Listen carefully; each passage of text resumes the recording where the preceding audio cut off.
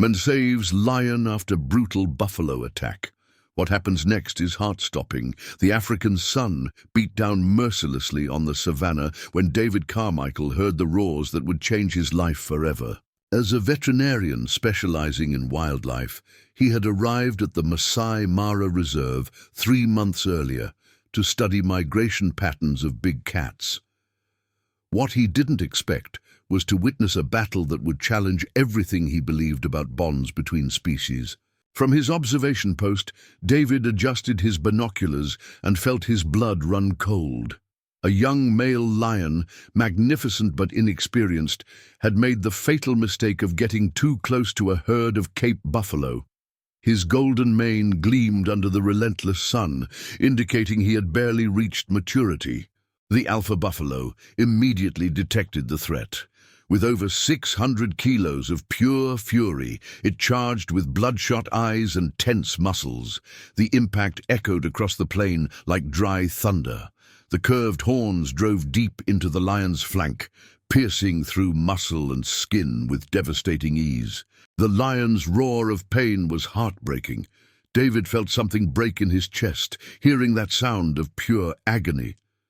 The buffalo violently shook its head, sending the feline airborne before it landed with a dull thud, raising a cloud of dust that momentarily obscured the scene. Without thinking of his own safety, David jumped from his vehicle. During his years as a veterinarian, he had seen terrible wounds. But something in that lion's gaze moved him profoundly. It wasn't just pain he saw in those golden eyes, but a silent plea that transcended the barriers between species. He ran toward his medical kit while the buffalo walked away, satisfied with eliminating the threat. The lion lay motionless in the dry grass, his labored breathing raising small clouds of dust. The wound on his side bled heavily, and David could see he had lost a lot of blood. "Easy, boy," David murmured, approaching cautiously. His experience had taught him that even a dying animal could be dangerous, but something extraordinary happened. The lion turned his head toward him and, instead of showing aggression, emitted an almost imperceptible whimper. It was as if he understood that this human had come to help. David worked for hours under the blazing sun. He meticulously cleaned the wound, applied antiseptics, and sutured the damaged tissue with surgical precision. The lion remained surprisingly calm throughout the entire procedure, as if he knew his life depended on that cooperation. Only his eyes, which never left David's face, revealed the magnitude of pain he was enduring. "Just there," whispered David, applying the last bandage. "Now we just have to wait." He set up a small tent to protect them from the sun and settled next to the wounded animal. For the following days, David didn't leave the lion's side for a moment. He administered antibiotics, changed bandages, and above all, talked to him constantly. At first from professional instinct, but gradually he realized there was something deeper in that communication. The 4th day marked a turning point. The lion, whom David had begun calling Simba, managed to sit up for the first time.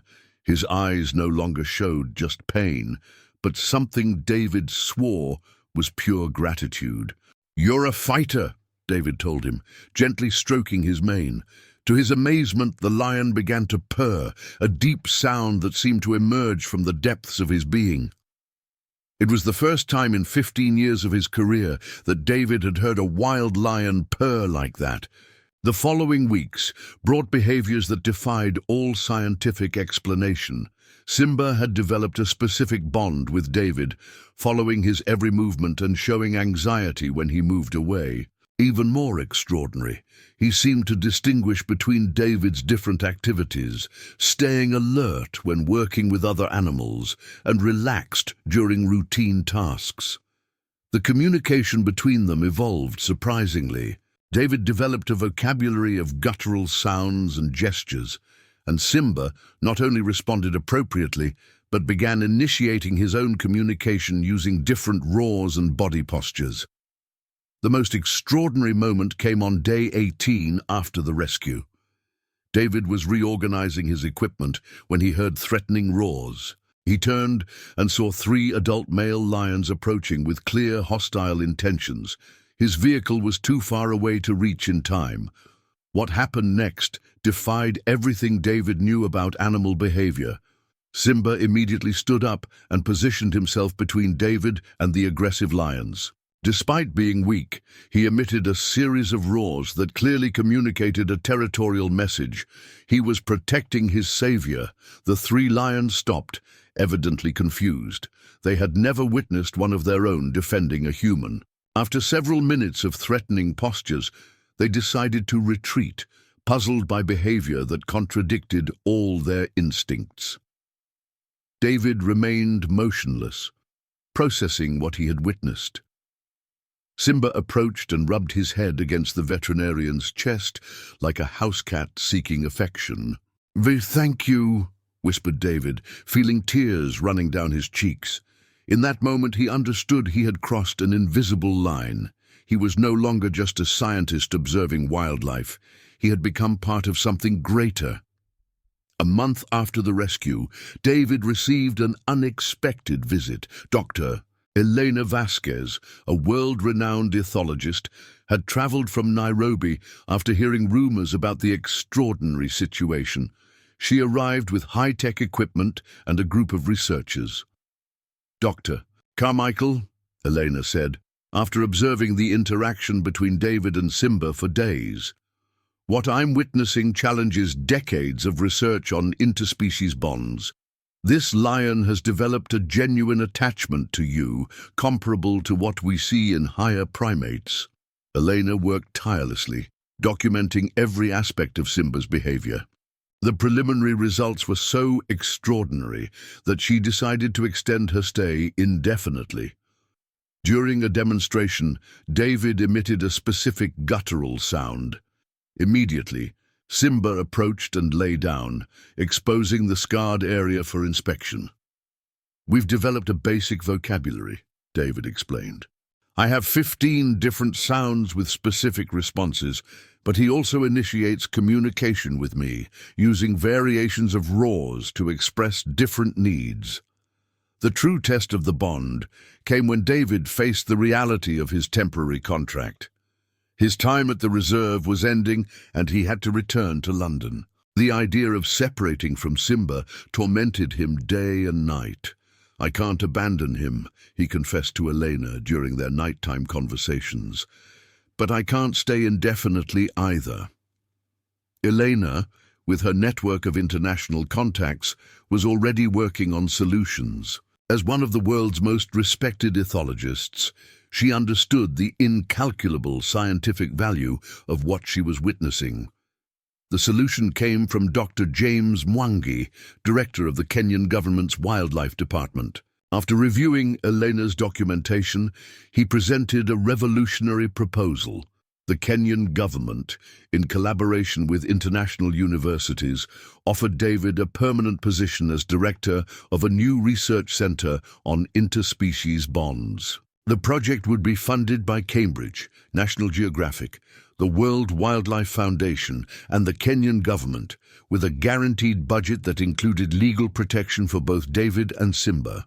"The Mara-Simba Research Center," Mwangi announced, "will have your relationship as its main case, expanding to include research on communication between humans and African fauna." The day David signed his contract in the middle of the savanna, with Simba at his side, he felt as if his entire life had been preparation for that moment. Simba seemed to understand that something positive had changed, showing particular affection. Months after the rescue, David had supervised the construction of the Mara-Simba Center, a modern facility integrated with the natural landscape. The center included advanced laboratories, rehabilitation facilities, and an area where Simba could move freely while maintaining access to David. The center began attracting researchers from around the world. National Geographic sent permanent teams, the BBC produced documentaries watched by millions, and scientific journals published articles about the implications for understanding animal consciousness. For David, international fame was secondary to the bond that continued evolving with Simba. The lion had begun showing behavior suggesting conscious empathy, guiding David to injured animals in distant areas, as if he understood his companion's healing mission. The most documented case occurred when Simba led David to an elephant trapped in mud several kilometers from the center. Using specific urgent vocalizations, he had left alone during the night, returning at dawn to guide the rescue. It's as if he had developed empathy toward other injured animals, David wrote in reports cited worldwide, and as if he understood that the pain he experienced is something others feel, and that we have the capacity to alleviate it. The media impact grew exponentially. Documentaries were produced in multiple languages. The case became study material at universities worldwide. Theories were debated. Some argued conditioning. Others maintained it evidenced levels of emotional consciousness unprecedented in wild felines. For David, all the attention reduced to something simpler: the inexplicable connection that arose in a moment of mutual need. Simba had become companion, protector, and teacher in lessons about loyalty and bonds that transcend species. The Mara-Simba Center rescued more than 200 animals in its first years, each case meticulously documented. But no case would be as significant as that first patient who taught that sometimes science must bow to the mystery of the heart. 1 year after the rescue, on the exact anniversary, David sat beside Simba as the sun set over the savanna. The lion, completely recovered, had grown to become one of the most imposing males in the region. His mane had darkened and thickened. The buffalo's wound was barely a pale line. "Do you know what day it is?" David asked, stroking the massive head. Simba responded with that characteristic purr that had come to mean more than any word. Contemplating the vastness of the savanna, David reflected on how a moment of compassion had transformed not only his career, but his understanding of connection between species. He had come to study migrations and discovered living proof that love and gratitude know no barriers. Simba stood up and walked toward a rocky outcrop, where he remained motionless, observing the horizon. David followed and stood beside him. Together they contemplated the infinite savanna, united by a bond no theory could completely explain. The night wind brought the aroma of Africa: dry grass, red earth, acacia flowers. David closed his eyes, listening to nocturnal sounds: hyenas beginning hunts, elephants moving toward water, the chorus of insects creating an ancestral symphony. He had found his home, not in a place, but in the extraordinary friendship born of pure compassion. When he opened his eyes, Simba was looking at him with that expression he had learned to recognize as the feline version of a smile. In that moment, he knew with certainty he had made the right decisions. Some bonds transcend logic, and his with Simba was proof that true love recognizes no boundaries between species. The story of David and Simba would become legend in Masai Mara, told for generations. It would be studied in classrooms, debated at conferences, inspiration for new scientists. But for the two protagonists, only the present mattered. Each shared dawn, each sunset contemplated together. Years later, when journalists asked David about the moment that changed everything, he always responded the same way. "It wasn't just that I saved Simba, he saved me too. He taught me that compassion has no limits, that love can arise in the most unexpected places, and that sometimes the deepest bonds are formed not despite our differences, but through mutual understanding of what it means to suffer and be healed." The Mara-Simba Center would continue operating for decades, rescuing thousands of animals and training new generations of veterinarians. But at the heart of everything would always be that first story, that of a man and a lion who found in shared pain the beginning of a lifelong friendship. Simba lived to 16 years, an advanced age for a wild lion. David was by his side until the end, holding that massive head while the great feline closed his eyes for the last time. Even in his final moments, Simba purred, as if wanting to thank once more the man who had given him not just life, but unconditional love. David never completely recovered from that loss, but he knew Simba had left a legacy that would transcend his physical death. In each rescued animal, in each bond formed between species, in each moment of compassion between humans and wildlife, Simba's spirit lived on. The final lesson of this extraordinary story remains as relevant today as the day it began, that the simplest act of saving a life can forever transform not only the one who is saved, but the one who saves. That genuine compassion knows no barriers, and that sometimes, in the most unexpected moments, we can find connections that change the course of our lives forever.